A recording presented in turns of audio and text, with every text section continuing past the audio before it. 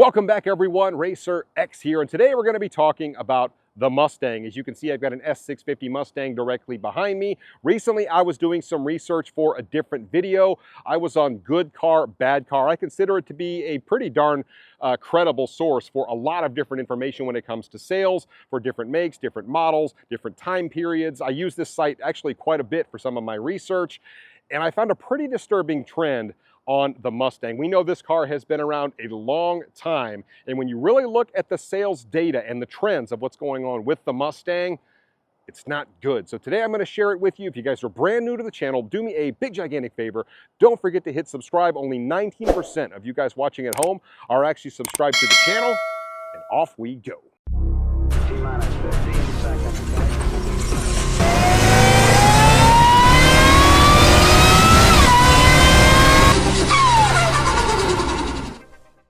Guys, check it out. I am back in Largo, Florida at the Dream Giveaway Garage. They have a brand new giveaway that I want to show you. It is their 0 to 60 giveaway. Take a look at this. And here it is in the flesh, sublime and black. I absolutely love the color scheme on this car. 19 miles. This is a 2023 jailbreak Challenger Hellcat. Just take a look at how beautiful this thing is. What a beast. And this is a manual car. They're only going to keep this giveaway going for 60 days. This is one of their fastest giveaways that they have ever done. You can see the Hellcat graphics here on the side. They're actually going to change this cap out to black. They're going to put black badges on this car. But I love the fact that this car is a manual. And like I said, you really can't find these anywhere right now. This one is literally 19 miles, guys, brand new. You can see the all-black interior. There it is, the 6-speed manual, guys. This thing would be an absolute blast to drive on the street. As I mentioned, the 0 to 60 giveaway ends at the end of June. So in a few short weeks, they will actually stop letting people enter to win this car. If you're interested in a Bad Daddy manual Hellcat with no miles in Sublime, go to Dream Giveaway's website, enter my code RacerX, and you will get not 3, but 4X entries for this beast. So don't miss out on this. I will pin a link in the comments to make it easy to find, and I can't wait to see who wins. Truth be told, I've always liked the Ford Mustang. I've had positive things to say about the car for a long time. And those of you guys that have followed my channel for any period of time, you realize I did have an S550 Mustang GT that was twin turbo. It had a Hellion kit on it. And that car was really quick and very capable. And that wasn't even a max effort build. I mean, stock engine, stock trans. I mean, basically just slapped a twin turbo on it, threw a fuel system on it, and had a lot of fun with it.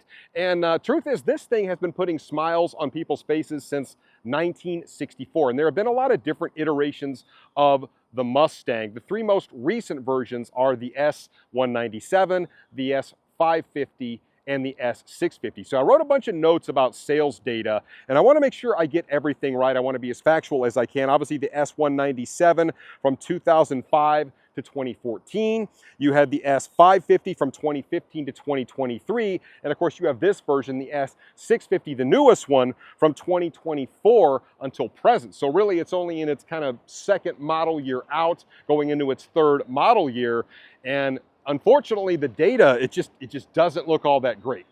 One way to tell what is really going on with the car is if you look at the long-term sales trend. And no, I'm not talking about over the course of, say, 6 months or even a year or even 2 years. But if you look at it over the course of like 20 years, it tells a completely different story. I'm going to put it up on the screen for you, and it's going to be pretty glaring when you look at it. And if you go back to, say, 2005, right, when they first introduced the S197, 161,000 units they sold. I mean, one of the top-selling American sports cars of all time.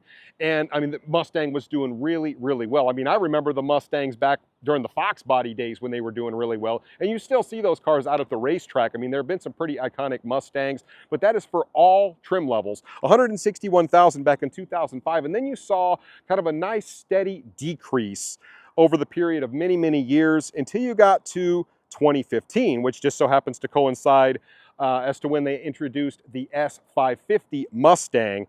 And keep in mind that S197, I mean, that thing had a really, really long run. And then once they did a refresh, you did see a bump up in sales, and it bumped up to 122,000 in 2015. And then again, you saw a kind of a steady decline up until 2003. We knew it was going away. You had some weird stuff going on with COVID there as well. But in 2024, when they introduced this car, the S650, you really didn't see a big bump in sales like you would expect. I mean, the other models, when they were introduced, it was like the first year, everybody was excited about it. You saw a huge bump. That simply didn't happen with this car. And I think this is a pretty nice car. I mean, I think they did some really nice things to it. Obviously, like on the GT with the twin intakes, you had the Dark Horse out there. But the cars just aren't selling. And I don't know if it's like a price point thing or what's really going on behind the scenes, but you can see the steady decline of the Ford Mustang going all the way back to 2005. So over the last 20 years, I mean, it's really glaring to look at. In 2024, you did get a bump to 47,000, but really, I mean, if you look at the data, 2025, 14,000 units sold. That's on pace for 42,000 units. And over the past 20 years, they've never had a sales year that bad. I mean, you had a couple right in there in 2022 and 2024 that were 47,000 units. I mean, 161,000 back in 2005 down to 47,000 units. I mean, if that doesn't tell a story, I don't know what does. One other thing I found really glaring is if you go back to, say, September of last year until February of this year, so over a 6-month period, they only averaged about 2,500 units a month, which is unheard of for a Ford Mustang. Extremely, extremely low for the Ford Mustang, which I think is partly why you saw, the decline in number in 2024 and why we're also trending towards a record low number in 2025. I mean, the sales data, it just tells the tale. I mean, it is nice to see that the last 2 months, the previous 2 months leading up to this one, you did see a little bit of a bump, so maybe something's starting to change a little bit. Maybe they just changed incentives. I really don't know. But I mean, we're talking about numbers that typically the Ford Mustang never did see. As a matter of fact, even when you look at like the Mach-E Mustang, I don't like it. I never thought they should have put a Mustang badge on that car, but they did. And the Mach-E is actually outselling. I mean, in 2001, that thing came out, and then it's been kind of a steady incline for the Mach-E Mustang. Keep in mind, we are talking about all trim levels there, so if it's, the Mach-E GT or whatever else, but, I didn't really expect to see that. Now, I know they ramped up production, but the data's right there. I mean, they are selling more and more Mach-E's, but I don't think the decline in the gas-powered Mustang is because of the Mach-E Mustang. I think that's just a coincidence, but like I said, the data doesn't lie. All of that being said, it's pretty easy to see that there's a much larger trend happening right now. And it's pretty disturbing in my mind. I mean, it's less of a question and more of just a big concern of mine. But think about what's going on in this segment, whether it's, the sports cars or muscle cars or pony cars or however you want to coin these. They're all on the decline. I mean, think about it. The Camaro has gone away. It's now extinct. I love that car. Obviously, I just bought one for the channel. Look what's going on with Mustang sales. Yes, they've rumored a 4-door Mustang. We'll see if that comes to fruition based on what's going on with the sales of this car. We know that the Corvette, I mean, the C8 market is really starting to soften up a lot. Yes, they have some cool stuff coming down the pipe. I expect a GT 500. We already know they've got a 350 out there that makes like 810 horsepower, but they didn't really do a whole lot with that car by a lot of people's estimation. And I mean, it's just a segment that seems to be heavily on the decline. I mean, you see lots and lots of companies that you never thought would go to like small SUVs and crossovers. Ferrari, Lamborghini, Porsche, Maserati, I mean, they all have them. That's what people are buying. And a lot of times companies have to change or go extinct, right? They have to go with what people are buying the most of and what people are willing to buy. And unfortunately, right now, it's not these. Anyway, guys, I just thought I would put this little bit of information out there for you. Sometimes when I'm going through and doing research, I stumble upon more data and it makes a more interesting video. I've kind of known this trend was going on for a while. I don't think it's a big secret that this car isn't selling the way that Ford would want it to.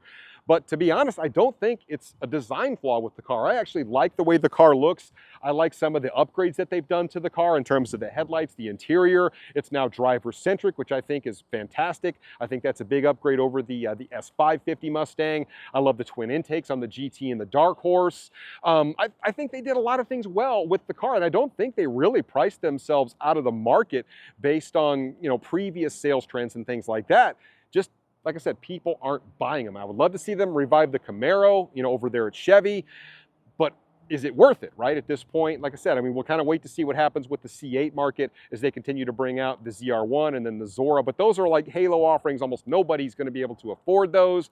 It's just a weird state of things right now. And then when Dodge comes out with their 6-pack car, will that car sell? Will it sell better when they put the 8-cylinder in it? A lot of people say yes, but you know, what will that sales trend really look like, and will it be worth it for Dodge to do that based on everything we're seeing all across the market on these American sports muscle cars, if you will? So anyway, guys, let me know what you think in the comments down below. I mean, is the Mustang doomed, or will it make a comeback? I'd love to hear it, and I will catch you on the next one. So until then, RacerX.